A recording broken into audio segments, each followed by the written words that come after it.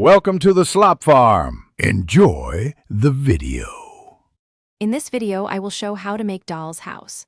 Start by choosing a flat base and cutting walls to size, then glue edges firmly. Use cardstock for quick walls and balsa wood for stronger pieces.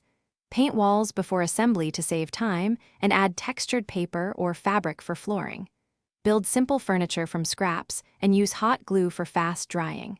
Keep measurements consistent for a neat result and confident finish. Measure twice and cut once to avoid wasted materials and uneven joins. Use a ruler and sharp blade for clean cuts, and test fit each wall before applying glue. Clamp corners gently with clothespins while the adhesive sets to keep parts square. Sand edges lightly for a smooth finish, and paint primer first to help colors look true. Take your time on joints to make the house sturdy and long-lasting. If you find this helpful, please subscribe and like to support more easy craft guides. Quick recommendation: the Echo Dot smart speaker is great for playing tutorial playlists, setting timers, or calling up DIY instructions while you glue and paint, and it fits neatly on a craft table without taking up much space. Check the description for the link and other deals. Now let's get back to the video.